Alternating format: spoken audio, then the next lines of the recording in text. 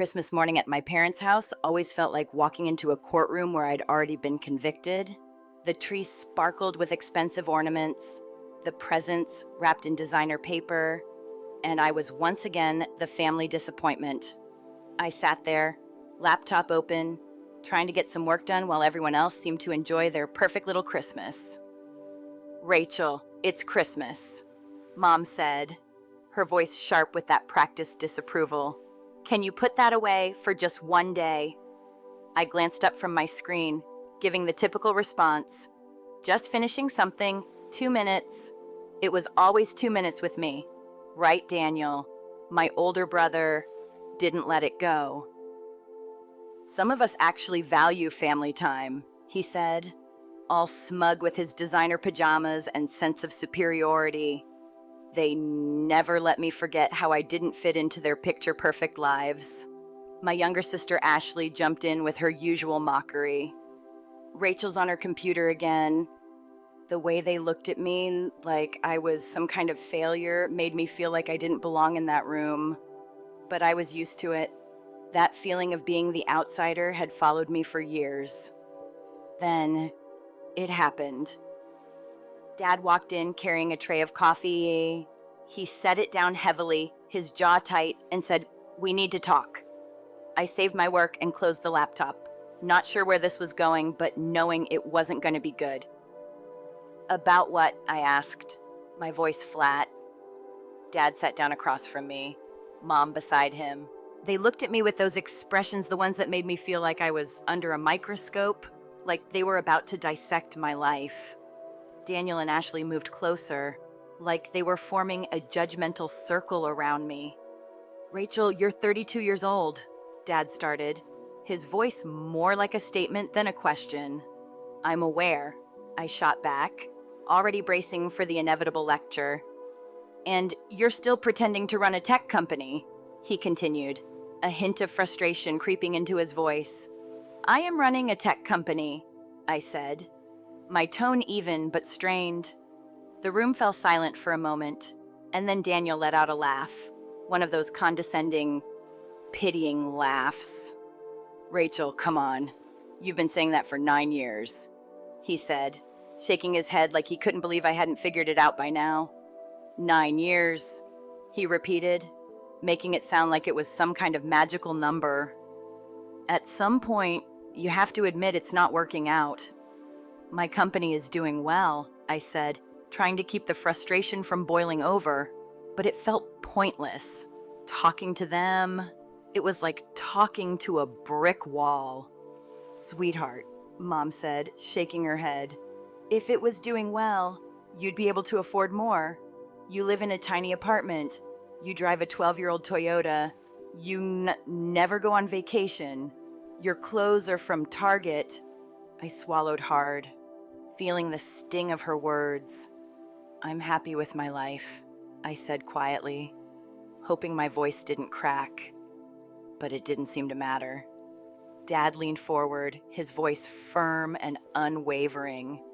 "You're in denial," he said. "We've watched you struggle for almost a decade. We've been patient, we've been supportive, but enough is enough." The words landed like a slap in the face. Enough was enough. I was done. It was the final verdict. Ashley, who had been quiet until now, leaned forward, her voice sharp with judgment. "We're worried about you," she said. "You're not dating anyone. You have no savings. You work 80 hours a week for what, a company that no one's ever heard of." Her words cut deeper than I cared to admit. I could feel the weight of their disappointment crushing me, each word a reminder of how far I was from meeting their expectations. But I kept my mouth shut. I didn't want to let them see how much it hurt. "Quantum Leap has 28 employees," I wanted to say. "We have Fortune 100 clients. We made $340 million last year, and we raised $800 million in venture capital. But none of that matters to you." Instead, I said nothing, knowing it wouldn't change anything. "You need to let it go," Daniel said, his voice more like a command than advice. I don't want to let it go, I responded. A little too quickly, but I couldn't help it. Of course you don't, Daniel shot back.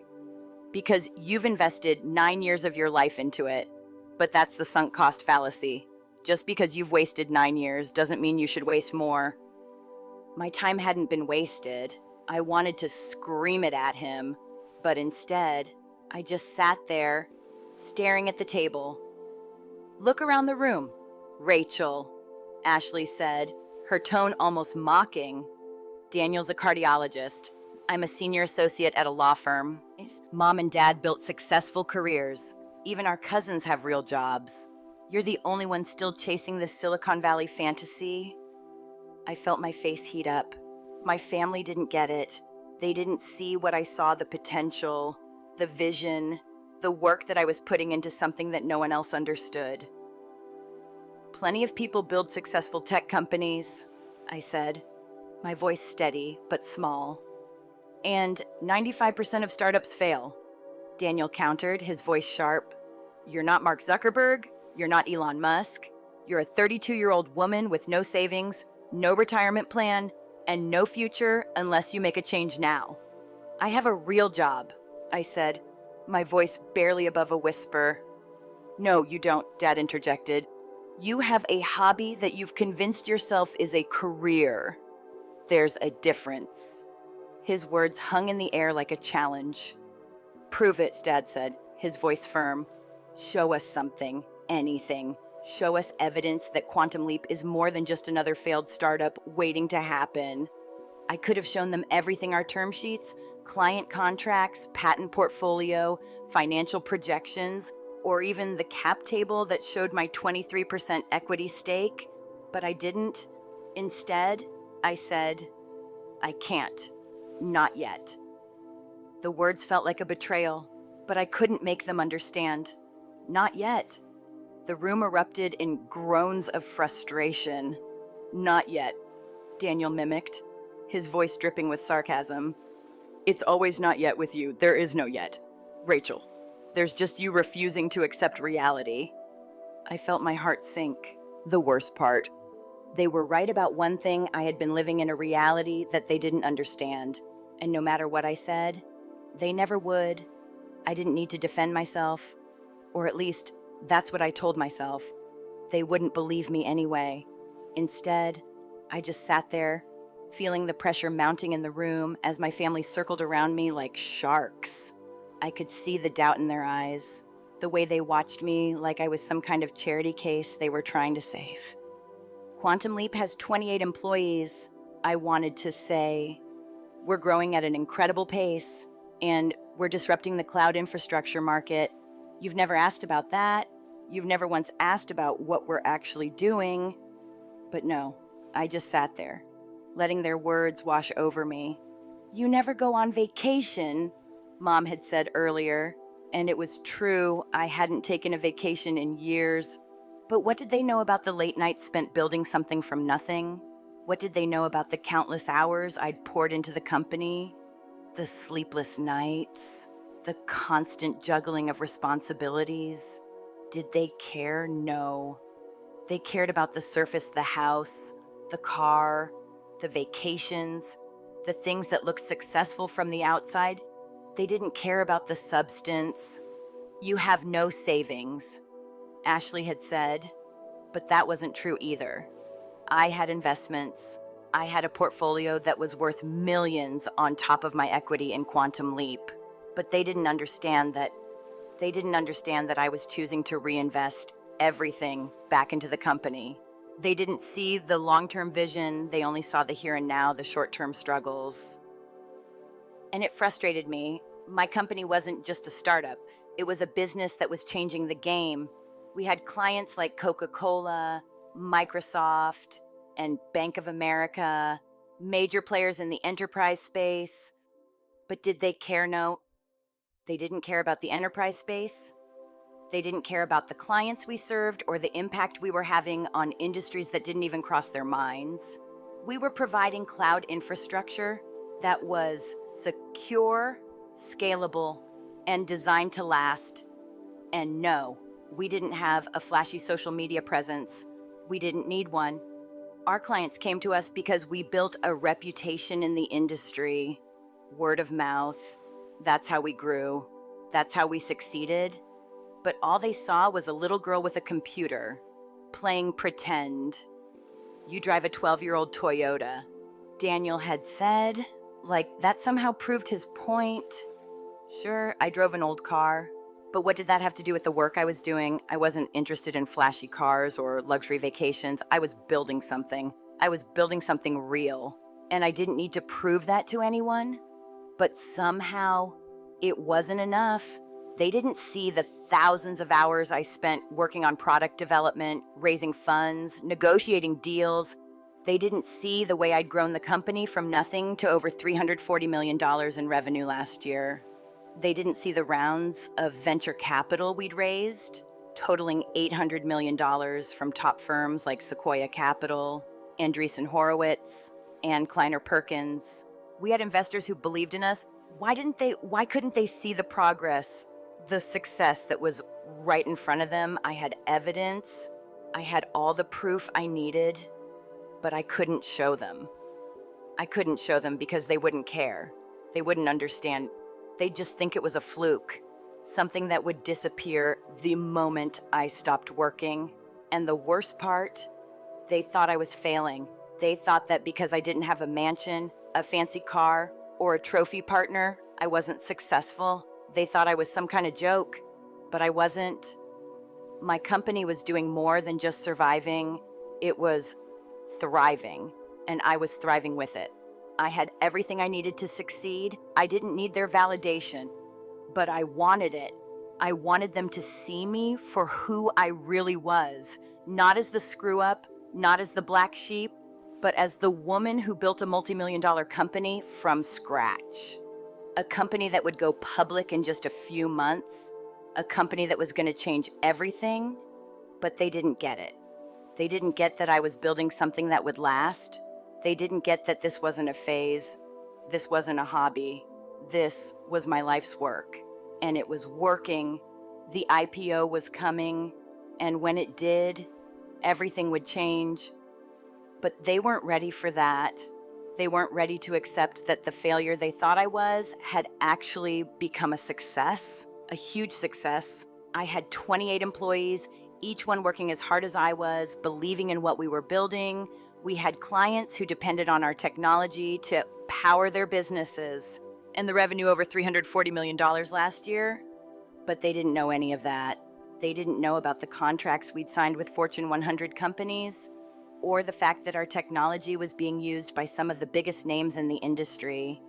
They didn't know about the patent portfolio we were building, or the fact that we had Goldman Sachs and Morgan Stanley fighting to lead our IPO. They didn't know any of that because they never bothered to ask. They just assumed I was failing. They just assumed I was living in some fantasy world. But I wasn't. I was living in reality. The reality of success, the reality of building something that would stand the test of time. And when the time came, when the IPO went live, I would be proven right. But until then, I had to sit there, pretending to listen to their concerns, pretending to care about their opinions, because they were never going to understand. They were never going to believe in me until the world did. And that's when everything would change. But until then, I had to keep building. I had to keep pushing forward, even if no one else believed in me. The day after the IPO, my phone buzzed relentlessly. Messages from all over investors, early employees, even old friends congratulating me. But there was one group of messages I couldn't ignore: my family. It started slowly. At first, just a couple of texts from Mom, "I don't know what to say." And then a follow-up from Ashley. "Wow, Rachel, I didn't know." It was weird. You know that strange feeling of having the same people who had dismissed you for so long suddenly trying to come to terms with your success? The day went by in a blur of meetings and calls, but in the back of my mind, I couldn't shake the way things were changing between us. By the time the evening rolled around, I was getting texts from Daniel. He wasn't one to apologize easily, so his message was brief. "I'm sorry. I should have believed in you." That was it. A simple, almost cold apology that still had the sting of the last 9 years wrapped in it. It wasn't enough. And yet, it was something. That night, as I sat in my penthouse, the weight of everything hit me. I had built something real, something that could no longer be ignored, but somehow it felt hollow. There had been so much doubt, so much rejection from the people who were supposed to support me. They had tried to force me into their mold, and when I didn't fit, they wrote me off. Now they were coming back, their heads full of apologies, but the damage was done. The next few days were filled with a steady stream of messages. They were all over the place. Guilt, regret, then something else. Requests. "Could you help Daniel invest in the market?" My mother sent a text asking if I could introduce Ashley to some venture capital contacts. Dad called me asking for advice on a real estate opportunity.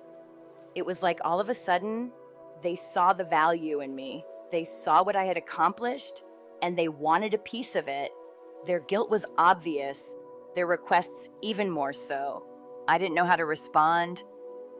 At first, I didn't respond at all. It felt like they were trying to jump into my success, trying to latch on now that the hard work was done, now that the validation was here. Just a few connections. Mom had written. I almost laughed. I had spent the last 9 years building something from the ground up, working tirelessly to prove myself, and now they wanted a shortcut to that success. I wasn't sure how to feel about it. On the one hand, I could understand their remorse. They had all watched me struggle for so long, and now they were trying to make up for it. But on the other hand, it felt so transactional, as if their apology was only worth something because of the numbers that were now on the board. It wasn't until the following week that I got a call from Dad. I had been avoiding their calls, but this time I answered. "Rachel, we need to talk," he said.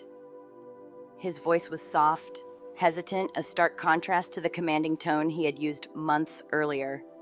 It felt so strange to hear him like that. Like the father who had once believed he knew what was best for me, now wasn't sure of anything. We set up a meeting at a cafe, one of those upscale spots in San Francisco where you couldn't get a table without a reservation. It was just the two of us. And when he sat down across from me, I could tell he was struggling. His face looked different. He was tired. His shoulders slumped like he was carrying the weight of his own guilt. "I don't know what to say," he started, his voice barely above a whisper. "You don't have to say anything, Avan," I replied, unsure of how to navigate this moment. It felt like a conversation I had wanted for so long. And yet, now that it was happening, I wasn't sure what to say either. "We were wrong," he admitted after a long pause. "I can't pretend we weren't, and I don't know how to make it right." I stared at him for a moment, Cass. He wasn't the man who had told me to give up. He wasn't the man who had spent years criticizing my every decision. This man was someone else, a version of my dad who was willing to admit that he had been wrong. But how could I make him understand the depth of the hurt? How could I make him understand how much it had taken for me to get here? I had spent years fighting for his approval, for Mom's approval. And now, in this moment, they were all offering apologies that felt like they came too late. I had spent too much time chasing after something they never believed in. "You don't have to make it right," I said, my voice steady but quiet. "You can't change the past. I can't change it either." He nodded, his eyes avoiding mine. "We just want to support you now. We want to be a part of your life." There it was again, the request, the desire to be involved, to somehow make up for everything that had passed. I could feel it in the air between us, the unspoken expectation that now that I was successful, everything would go back to normal. But it wasn't going to be that easy. "I don't need your help," I said, trying to keep my voice calm. "I didn't need it before, and I don't need it now." I saw his face fall, and for the first time I felt bad for him. I knew he was trying to do the right thing, but the truth was, I had already built everything on my own. I didn't need their validation or their connections. I needed their trust, but that was something I wasn't sure I could give them back. We talked for a while longer, mostly about the company, about how things had changed since the IPO. It felt strange to talk about the success as if it were a distant memory. In a way, the hardest part was over. I had won, but it wasn't the win I had expected. It wasn't the win I had imagined when I started all of this. It wasn't the win that would fix everything with my family. It would never fix everything. That night, I sat alone in my penthouse, the weight of everything pressing down on me. They were apologizing, yes, but they were still struggling to accept me for who I was, not just as the woman who built a $7.2 billion company, but as the woman they had underestimated for so long. I wasn't sure if they'd ever truly accept that. The morning of the IPO felt like any other day, but it wasn't. Not really. At 6 a.m. Pacific, I was awake, sitting in my home office, looking over the final documents for the IPO.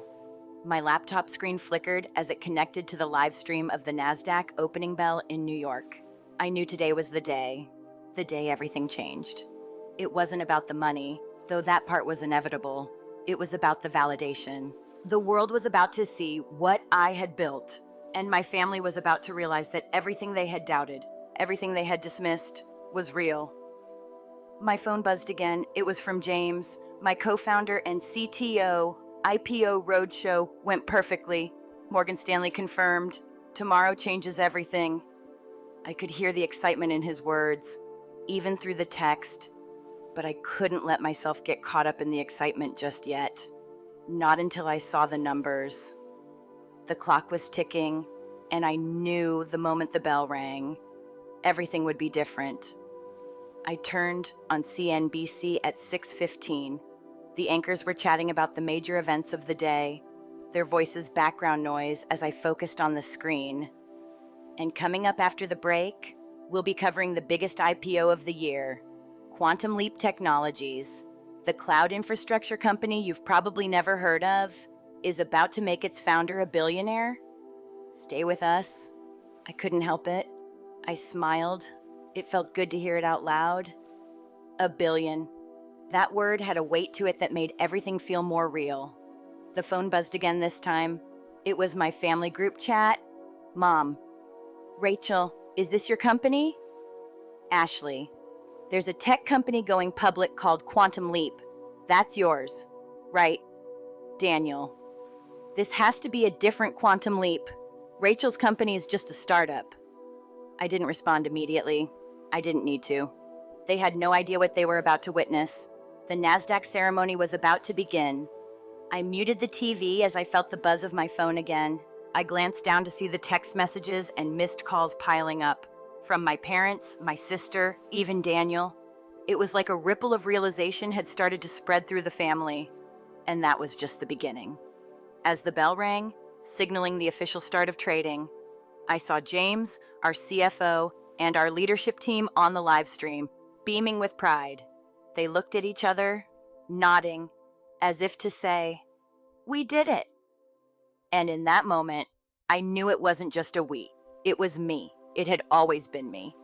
Quantum Leap wasn't just a company, it was a testament to everything I had believed in when everyone else had laughed. I didn't need to defend myself anymore. I didn't need to prove anything. The numbers would speak for themselves. The CNBC anchors were still talking, their voices filled with excitement. Quantum Leap Technologies begins trading today at a price of $68 per share. The company, founded by Rachel Peterson 9 years ago, has quietly built one of the most impressive cloud infrastructure platforms in the industry. The company's post-IPO valuation is $7.2 billion.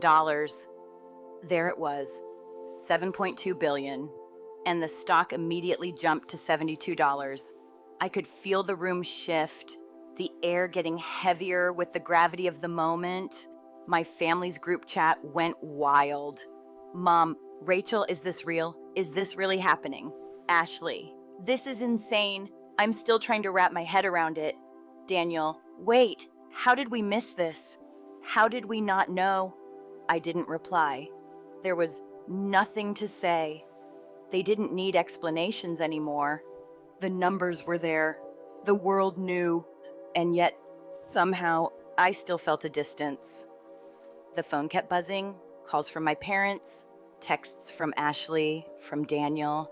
They were all starting to realize what I had known for years. But I wasn't going to rush to answer. I wasn't going to jump into their world of confusion and shock.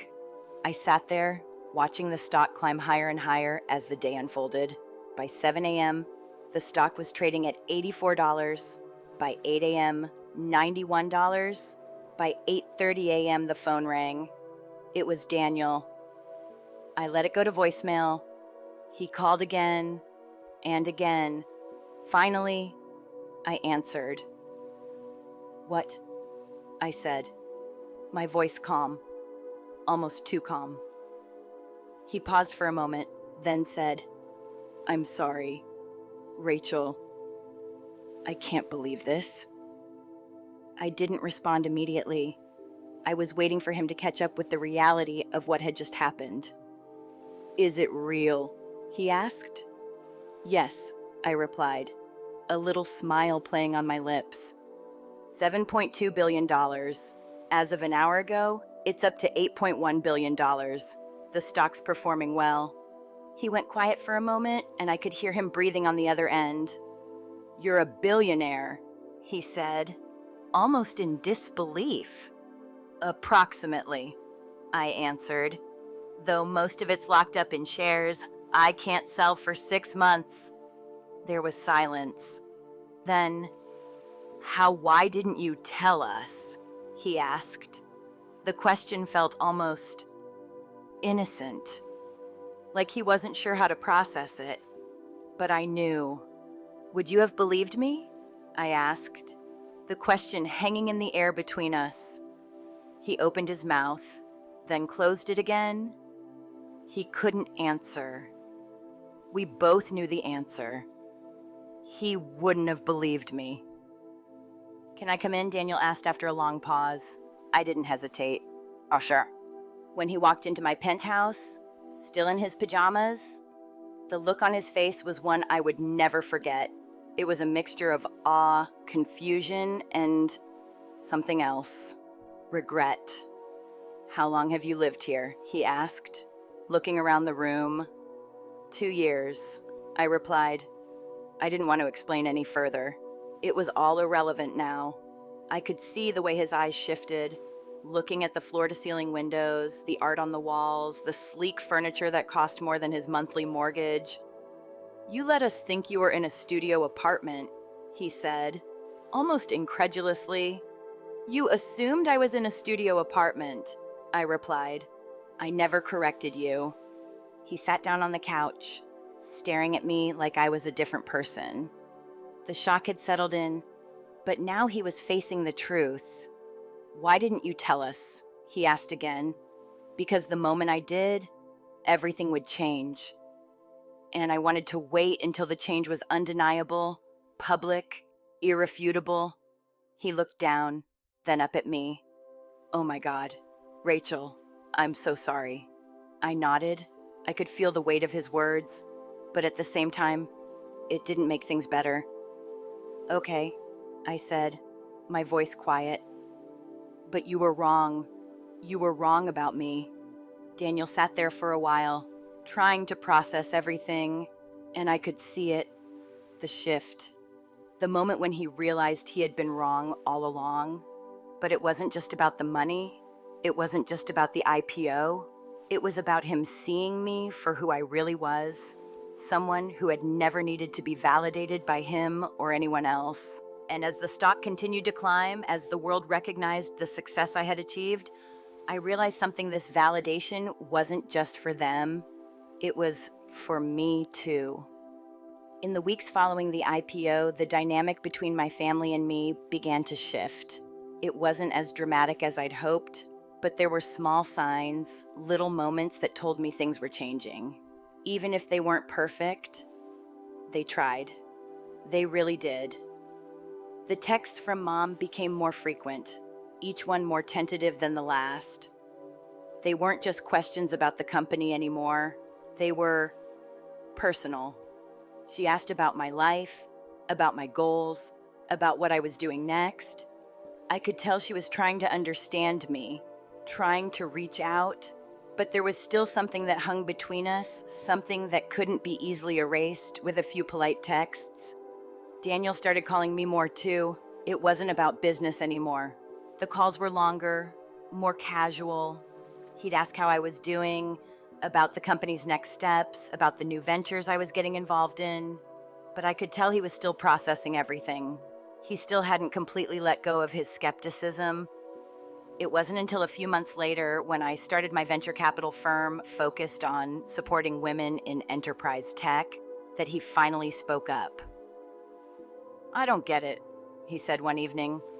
After we'd been talking about my latest project, "You're building a company, but now you're helping others do the same. Isn't that a bit risky?" There it was again, the doubt, the hesitation. But this time, I didn't react. I had been patient for so long, I could afford to wait. "Yeah, it's risky," I said, shrugging, "but it's worth it. I've built something from nothing, and I want to help others do the same, especially women who don't always get the same opportunities." Daniel was quiet for a moment. I could hear him processing it, trying to understand. "I get that," he finally said. "But I don't know. It feels like you're doing it all over again, starting from scratch." I could hear the concern in his voice. But there was something else, too, a hint of respect, buried underneath the doubt. I didn't push him. Instead, I just told him what I had learned from my own experience, that sometimes starting over isn't such a bad thing, that taking risks and failing is part of building something meaningful. But that conversation wasn't easy. It never would be. The truth was, the gap between us hadn't fully closed. It was like walking a tightrope, trying to bridge the distance between who they wanted me to be and who I actually was. That became even clearer when Mom called me one day, asking if I could help Ashley with some business connections. "She's trying to get a job at a new tech company," Mom explained, her voice soft. "She's nervous about it." I took a deep breath. I wasn't angry, but I could feel the weight of it, the way they still didn't fully see me, the way they still saw my life as a stepping stone for their own success. "I'll help her," I said, trying to keep my tone neutral. "But I need you to understand that I don't want to be the family's solution for everything." Mom was silent for a moment. "I know," she said quietly. "We're just trying to figure things out." It was a small victory. I suppose they were starting to see me as more than just the family's fixer, but I could also tell it wasn't enough. They were still holding on to their old view of me, the one where I was supposed to be the failure. They hadn't fully accepted the new reality, the one where I was in control. Even as I sat on 3 corporate boards, launched my new firm, and invested in more startups, there was still a distance between us, a distance I wasn't sure could ever be bridged. Then there was the dinner we had a few months after the IPO.